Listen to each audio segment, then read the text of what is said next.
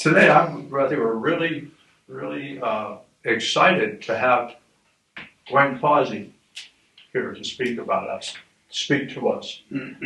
This past June, and be prepared to clap here, this past June, Gwen received the Spirit of 1812 Award from the Daughters of the War of 1812. And that award is for her continued contribution to the 1812 Society and to the community. Hey, Gwen, please take a bow.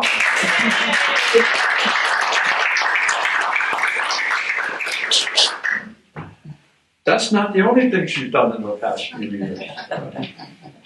She had a leading role in the organizing in 2011 of the Friends of Fort Caswell rifle range. And that rifle range was used by the Friends to honor World War I veterans. And then in 2014, she was the leader and one of the planners of the 20th anniversary celebration of the Star-Spangled Banner.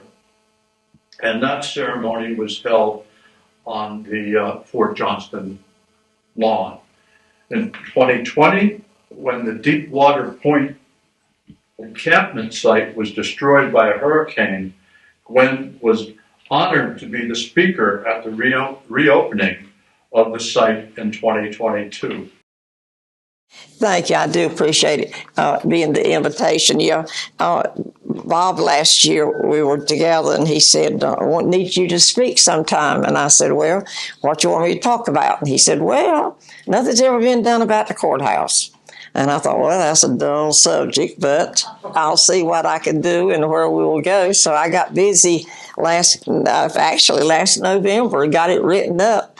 My preliminary started, and then I waited, and finally I got the little notice. I told my boys, I said, I don't know if I'm on or not, but they got the call, and I've been working on it and everything, and I do appreciate it. I did talking to Hugh and Stephen outside, that I consider myself an original native of Brunswick County. They're natives, and then they're original natives. And the reason is, and when we get to the dates, you'll understand why. Because in 1764, when the county was formed out of New Hanover, both my mother and my father's ancestors were here. Edward Clemens, he had 2 sons and a daughter. My mother came out of one son. My father came out of the other son, and in about 3 generations, they meet. And so I say, well, I guess I'm an original. I can really count that, and I'm proud of my heritage and such. I was asked to speak on the controversy surrounding the location of the courthouse.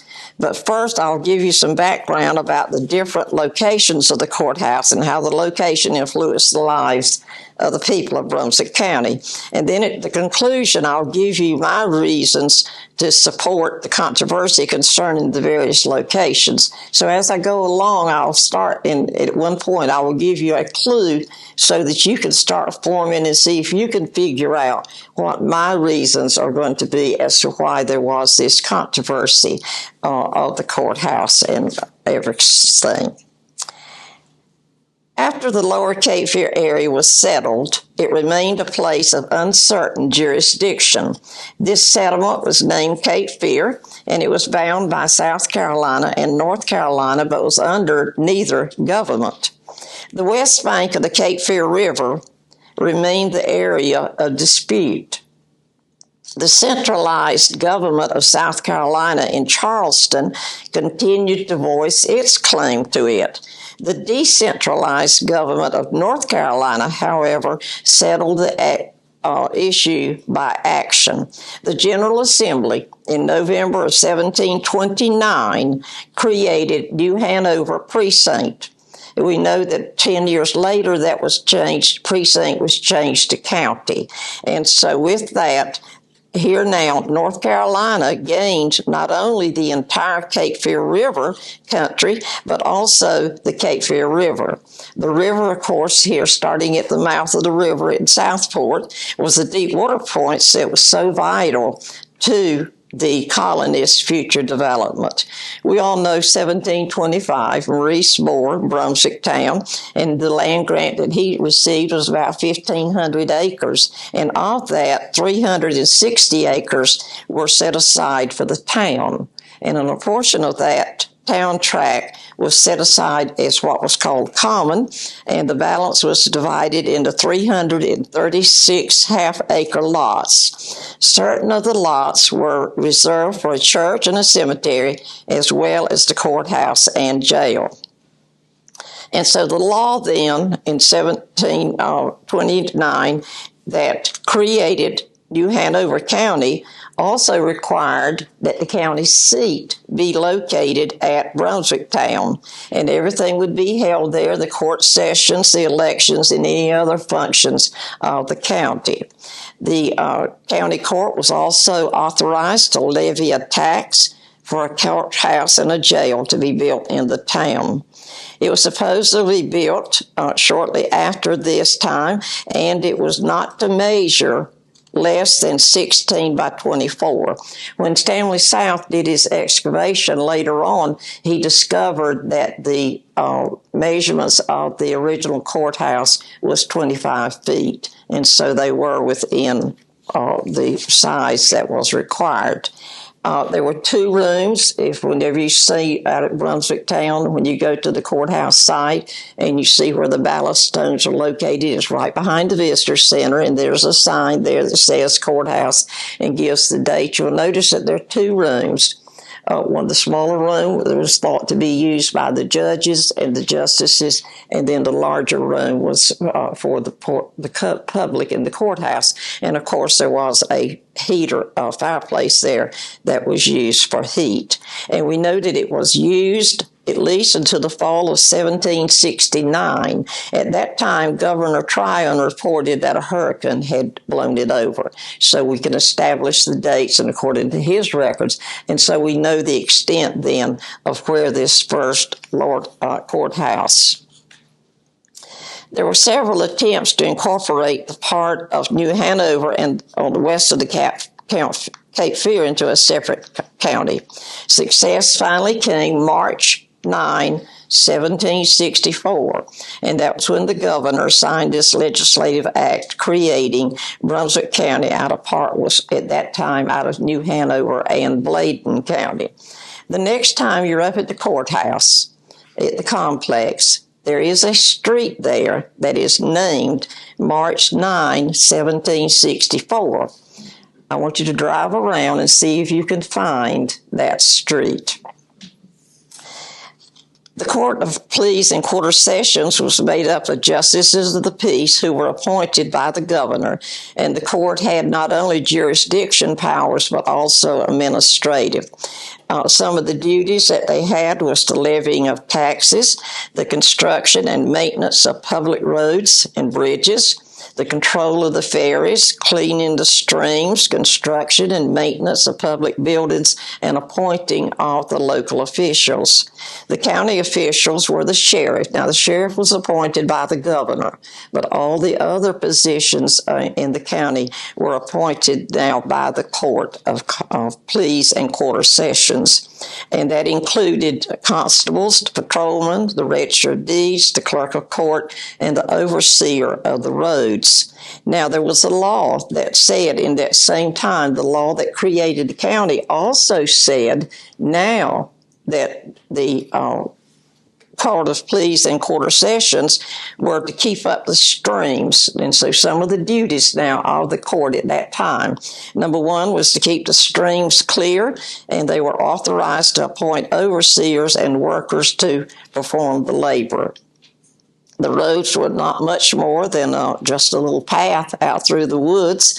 The same law said that they had to clean the trees, clear the trees, the stumps, and the bushes for a minimum of 20 feet, and that all overhanging limbs had to be removed, any that would annoy travelers. It also said that it would have to be cleared of sand, and I thought long and hard about that. How could that be here in this area?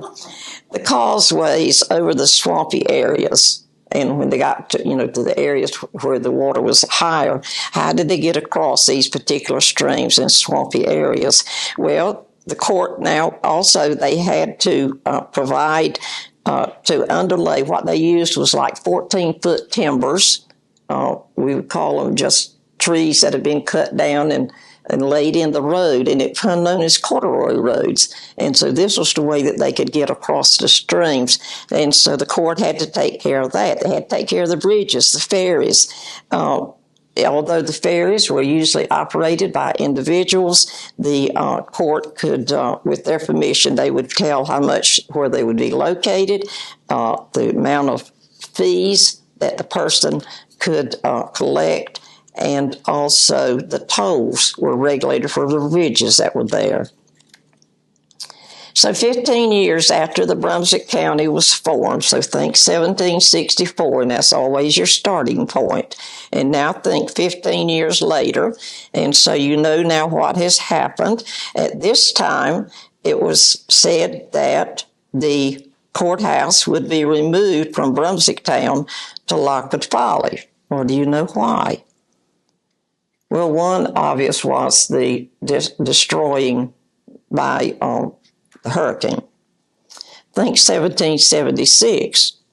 And that's, of course, is when the British came in and razed the town, and the town was never rebuilt, so there was nothing there. And so for that reason, the law said, okay, let's move it, moving it to a more central location, about 22 miles away, which it was from Brunswick Town, to Lockwood Folly. A lot of work has been done on searching that out and where the exact location is. And in a moment, I could give you some more information on that. And so, with March 1779, the court was directed to meet at the house of John Bell at Lockwood Folly Inlet, and that was where the courthouse was to be built.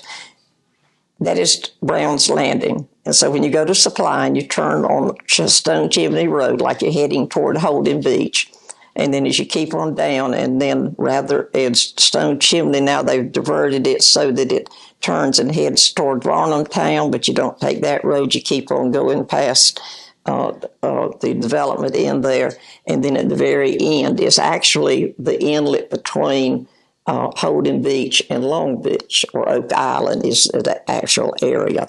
There is a 1790 map that was drawn by Samuel Lewis of the state, and in it he shows the courthouse as being located there at Brown's Landing, at the inlet, at the home of John Bell. And I was telling some that even there were scattered people living there because of when you go to the church histories, the Lockwood Folly meeting place was there. And so there was some activity and people there. So it was to go then from Brunswick Town, approximately 22 miles away, and was to be there near the home of John Bell. Interestingly, a traveler mentioned that that road between Brunswick Town and Lockwood Folly was an unbroken wilderness. And so, again, leading to no people being there. But because of inflation of the war years, the proceeds from the taxes were insufficient. So therefore, no courthouse was built. So what they do is they start meeting there in John Bell's house.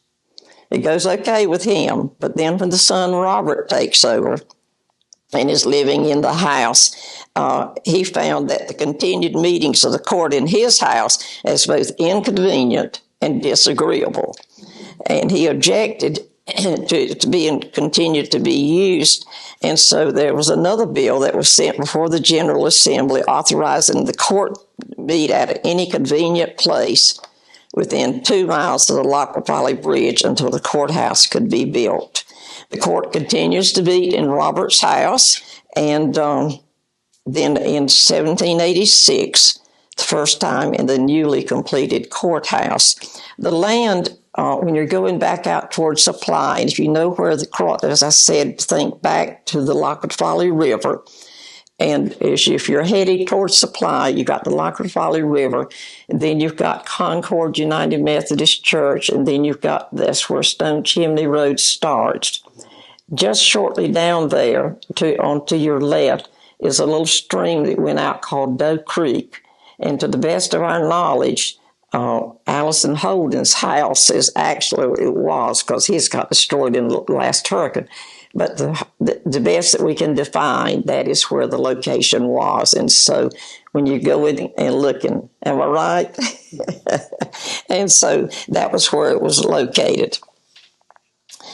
The land of the courthouse was purchased from John Bell. So he was living down at Brown's Landing at the mouth of the Lockwood Folly, and apparently his land and his area came all the way up through there, and so that it was up to where we think the river. Now, you know that the original road is not the road 211 now. It was more toward the left-hand side of the bridge as you're going that way.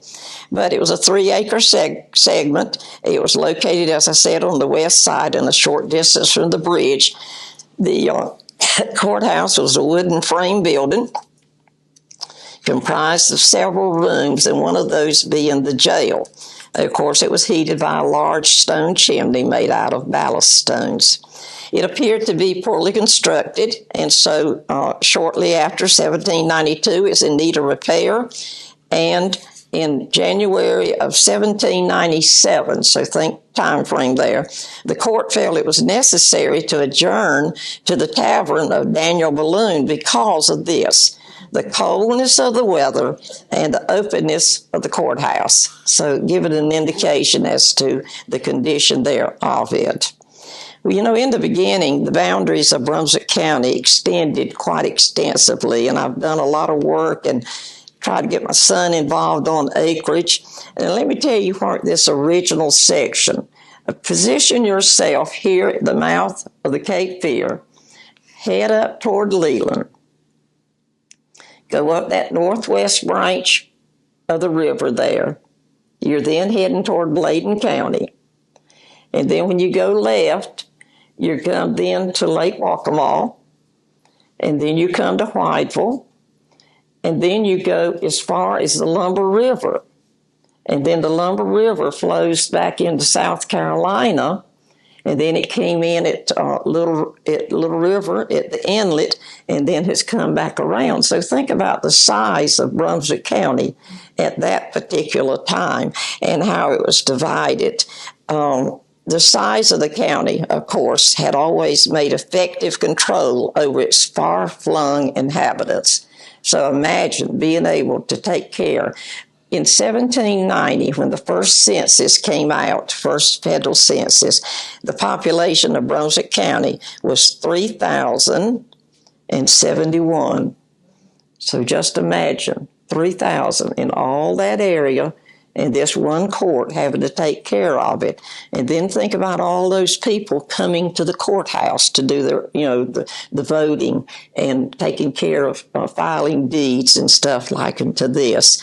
And so the size of Brunswick County then has always made effective control over its far-flung inhabitants. We figured it out that at that time it was about 460,000 acres.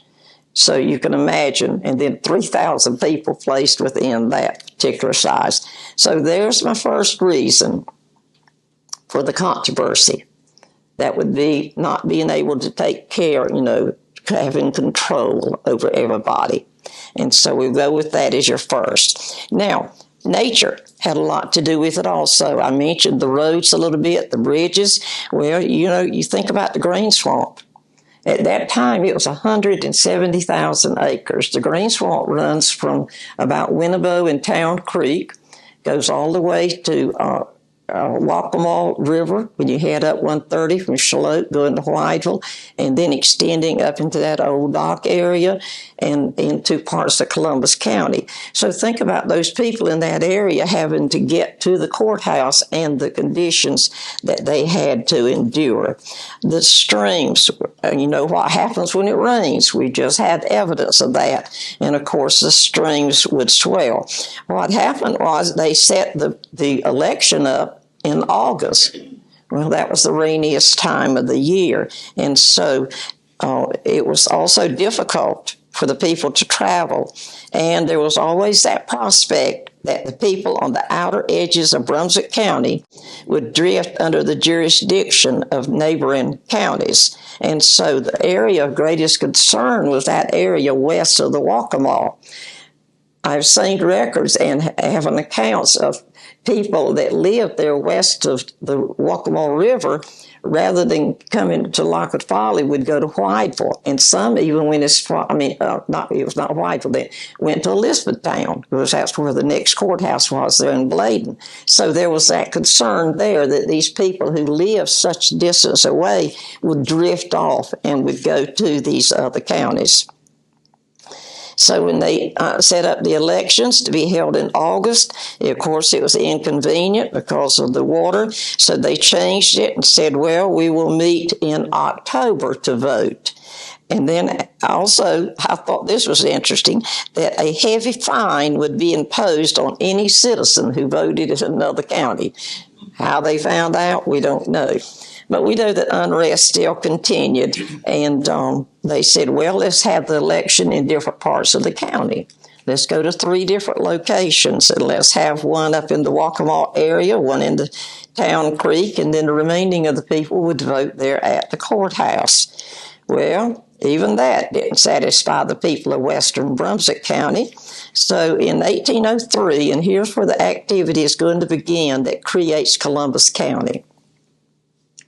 So in 1803, these people that were not satisfied, those in the western part of the county, petitioned the General Assembly to transfer that portion of Brunswick County, west of the Waccamaw, into Bladen County. Nothing came of this petition, but there was still dissatisfaction, and of course it did not end. Among the people of Brunswick County, there were those who persisted in the hope that the county seat would be moved to the mouth of the Cape Fear, and they finally won. And so there was this resistance here between the two groups, the people that were furthest from Supply and the Lockwood Folly area. And so in 1808, the General Assembly approved the removal of the county seat from the Lockwood Folly to Smithville here, and of course we know that's now Southport. This move was based on the condition that funds for the building would be raised by voluntary subscriptions and that tax would be levied for the purpose. So here comes the money into the issue. So think about that. And so the old structure at Lockwood Folly, along with the land, was to be sold at public auction. Benjamin Smith was the state senator at that time, and he was the one that introduced the courthouse removal bill. And he based the bill on the claim that a majority of the county's inhabitants had requested the move. I think I see the interest of politics coming in. And so he said, that's what the majority of the people want. And so within a few days of the passing of the bill, it did pass. The 1808 bill did pass. And the residents west of the Waccamaw River succeeded in having the General Assembly elect that area into a separate county, and there came Columbus County. So Columbus came out of the controversy of the courthouse, the location, and these people up in that area. 4 years later, we still have opposition and opponents. And so in 1812, the opponents of the courthouse, who still resided in the western part of the county now, submitted a petition to the General Assembly complaining that Smithville was too remote for most of them. The petition concluded with an appeal that the seat of the government be moved back to the center of the county or within 5 miles thereof. So now the controversy, they want to move it back. They also added in the petition, I want you to listen to what it says, that the petition says Smithville was also this, a place of extravagance where people called in by the law to transact the business of the county have been compelled for the want of proper accommodations to camp in the woods in the worst of weather, frost, snow, rain, and those who had shelter have been obligated to pay excessive prices. Well, the people here in Smithfield, they counter petition. And they respond with this counter petition.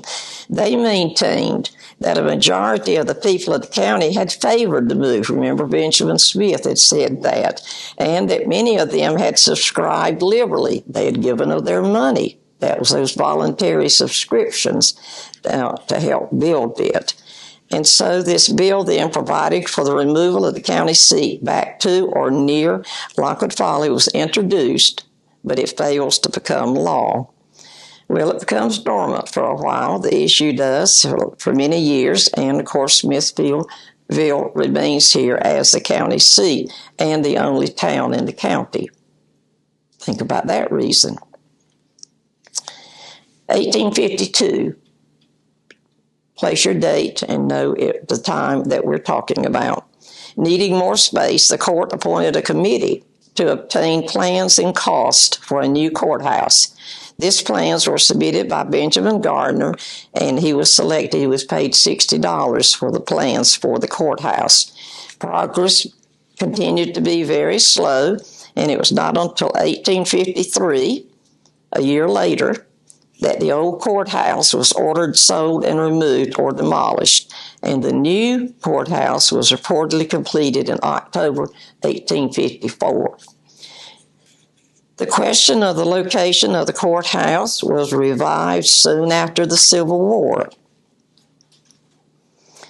In March 1875, the General Assembly passed an act for the county commissioners to submit to the people the question of changing the county seat, but no location was specified. The law simply allowed the commissioners, if they chose, think again, to arrange an election, and if they did not act within 2 years, the law would expire anyway. So what do you think they did? Did they act? No, they did not. Another law was passed 4 years later that required the commissioners to hold such an election, and this time the election was held and a majority of the voters favored the move. But neither the law nor the ballot specified a new location, and so for that reason the commissioners said, well, the election is invalid. Move forward 11 more years. Controversy has become, at this time, a little more heated over the issue. And so the justices of the county authorized the commissioners to request that the General Assembly approve bonds in the amount of $15,000. And that was to build a new jail, create a suitable county poorhouse, vaults for the courthouse, and repairs for the courthouse. The commissioners could not totally get together because the majority of them felt that it would be contrary to public opinion. So there were some of the commissioners that said, so what they did, instead of writing 15,000, they said, let's move it down to 7,000, and it might be a little more palatable. And so this was the condition, and this time the electorate approved it.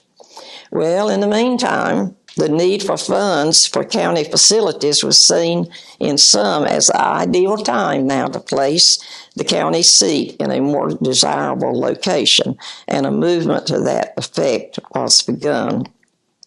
There are like 3 different locations that were mentioned during this time. One of them was Walkersburg, which is a town that never developed. one was at Deepwater Point. There was another I saw a reference to Easy Hill, which is up near Leland. So a lot of names will be thrown about. But I want you to listen now. Let's go back to this one of the bond of $7,000 because the editor of the newspaper got involved. And in his editorial, I'm going to summarize it, not read all of it. Here's what he said. The editor of the local newspaper, who opposed, of course, so he was in Southport, he opposes, he said that any change would give the people no internal benefits. So he said if you move it out there, it's really not going to be for them. There'll be no internal benefits. However, he said the place that you select would have a few busy days in the year at court time. There would be a few days that you'd have a lot of business there. Real estate would not appreciate its value to any extent.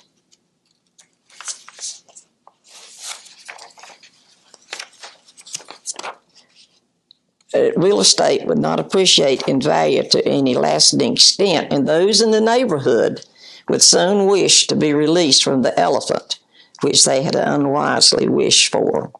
And his closing point was this: he felt that a few court days would not make an interior point a city.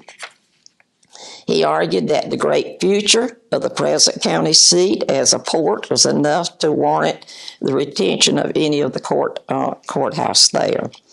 But there's not enough with these words of advice. And so in 1891, just 3 days after approving of that $7,000 bond, the General Assembly passed an act authorizing still another election. This time there will be no legal loopholes. And so they're prepared now that we're going to get it right this time. And so the commissioners then were required to hold an election, and of course the site would be specified. The proposed location was to be at or near Lockwood Folly Bridge or at some other point as the commissioners and the justices appeared upon. Because of seemingly indifference on the part of the justices and dissent among the commissioners, the election was not held until the following year. The resulting vote of that election was almost 2-1 against the county seat. Seemingly, the 7,000 modernization of the courthouse was enough to consider the problem of the county seat settled. But as the county grew, so did rival communities, and they would not let the matter rest. Another reason, maybe. The issue, once again, lay dormant, but for a little while.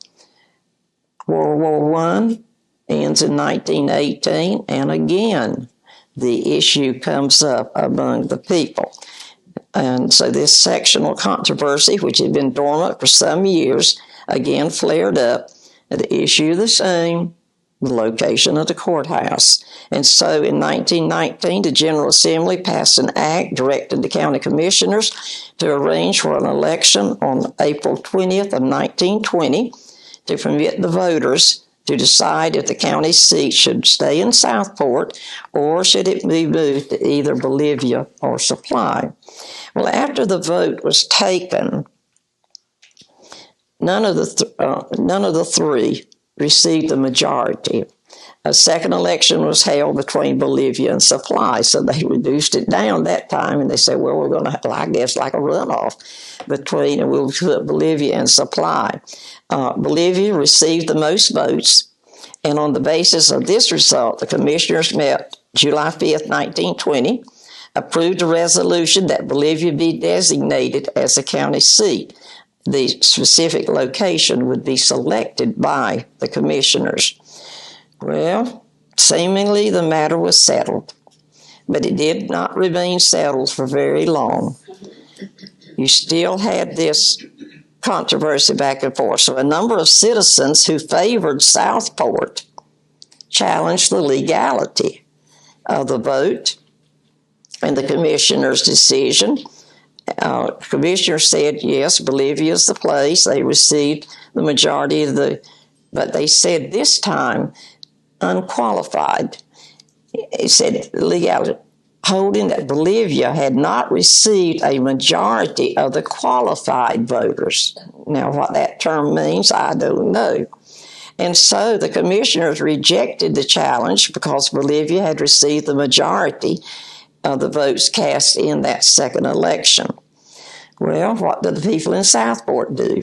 They appeal to the Superior Court, and they go before Justice Frank Daniels, and he rules against the commissioners. Well, the commissioners now turn and they appeal, but they go up to the Supreme Court. And the Supreme Court said, we uphold what the lower court said. So the outcome was not enough for the county seat to remain in Southport, but for Bolivia, the outcome was enough for the county seat to remain in Southport, but for Bolivia, it was a crippling blow to its hopes for the future. So, after a half century of calm, sectional strife once again exploded in 1975. I'm glad that we have more of an authority than me in the room today on this particular part. You might want to talk with him later. We'll discuss that. Okay, so half a century of calm has gone by. Sectional strife once again exploded in 1975. You know what the issue was: the location of the county seat. Alan C. Ward was representative in the House of Representatives, and so he introduced a bill in March 26, 1975, to introduce that it be relocated. In this, he said that the people of Brunswick County would decide whether the county seat, the courthouse, and all other buildings and agencies should be relocated from Southport to the general vicinity of Supply and Bolivia. Also, this same law specified that the move would be made only if a majority of the voters cast were in the affirmative. Well, the election was held. 60% of the electorates, people that were eligible to vote in Brunswick County, voted in that election. 60%. There was 5,814 in the affirmative, and there was 2,984 in the negative. So the extent of the victory was a surprise to many. I was one, and it was a shock to some. And for some time there was talk of the northern and eastern townships seceding and forming a separate county by the name of Clarington. And so those that were decided, well, we're going to just create us another county right here. This threat had subsided, and the business of the relocation of the county seat moved forward. Dr. Lawrence Lee, when he wrote the history for the bicentennial of Brunswick County, he ends at this particular time in his narrative. And so when you read his book, he closes here, and I want you to, two sentences that he closed with. He says, sectional conflict appears to be dormant, if not dead, and Brunswick County continues to move forward into a more abundant future. The progress of that march is already forming the continuing history of Brunswick County. So my theory is, how long before we're going to get it again? Hugh, you got any comments before I go into the reasons? Well, I know you were, or you can't, what was your position at that time? I was county attorney, but not during the election. It was afterwards. After, yeah. Okay, so what do you think are some reasons that I came up with? And these are strictly mine, my theories, so I'm entitled to them. Number one was size. Remember, we talked about the size of the county and not being able to control everybody and distances. And so I thought that was one, that they did not have effective control over the far-flung inhabitants. And, of course, this led to a lot of dissatisfaction. Nature was the second one, I think. The fact of the condition of roads, the rain, the rivers, the green swamp, being hard to get through. Think about how they traveled. Horseback, mule and cart, buggy perhaps, if you were fortunate enough. Museum walked. It was a 3-day trip. Yeah. It took you a day to get there, then a day to do the business. And then back. Right. And a lot of them really were camping out. They were. They were along the way. I can remember my grandmother saying 2 days to go from Supply to Wilmington for a trip. You know, they broke it up there at Bell Swamp with relatives and all, and that's where they stayed. There was that concern, too, about the people on the outer edges drifting under the jurisdiction of neighboring counties, and I think that they wanted to have control of all, but realizing that it was so distant, perhaps there was no control. Voting, the fact that they had to travel so far, the time of year that the elections were being held. And then I've got a theory. I call it the city mouse, country mouse. Think about that. The county mouse, the country mouse, he says that a simple life in peace and safety is preferable to a life of luxury tormented by fear. And so begin to think of the lifestyle of people, their thoughts and their attitudes. It means that the country mouse would rather live in the country where it's quiet and simple instead of the nice and luxurious life in the city where it is dangerous. The two mice have different values. They have different lifestyles, and I think that led to some of the tension then between this area. I was telling you, even when I was in high school, there were 5 schools in the county, and 6 when you count the Union school. But whenever we played, the only sport we played was basketball, and there was always that thought of when we had the Southport, and Southport and Leland, and so the rivalry among the communities was not one against one; it was one against everybody. I think Bolivia was the calmest one. I don't know of anybody that had a real big controversy or a rivalry with Bolivia school and the people in that area. And so I think that did. Finances, money, anytime you mess with people's money, and those who had paid all that voluntary subscription, to build that courthouse at one time, and then the taxes that are levied on, we always want to fuss about money. And then, of course, there's politics. And I think those are my theories, and that's all I've got to say on the subject. Well, how many voting places do they have there? How long will they still have to go to the courthouse? They established 3 voting places. Remember, Bolivia, the town Creek, and I'll have to go back and find it and everything about the voting. Bolivia wasn't a town until 1892. Right. It was just out in the middle of the woods, wasn't it? I'll get back with you, Muse, on that. I was just wondering, at least they tried to accommodate. Yeah, they did. There was that accommodation. But not great. Yeah.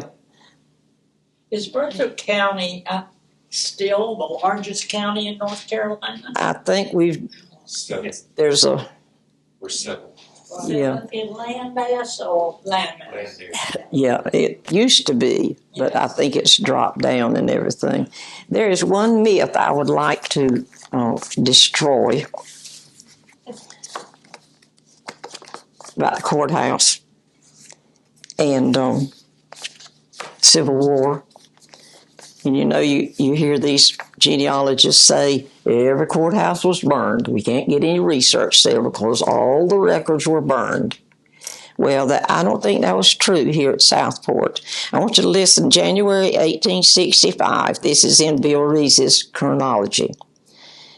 After a formal ceremony of surrender, the sailors of Lieutenant W.B. Cushing's ship was given liberty, and they spread themselves around Smithville and proceeded first to inspect the public buildings. Curiosity. They broke open the courthouse and its offices, tore up such papers as they found lying around, among which were the entire records of the Court of the Equity, and scattered them among the streets. So there was a destroying of the records, some of these early records, because others were found. There was a few that was found.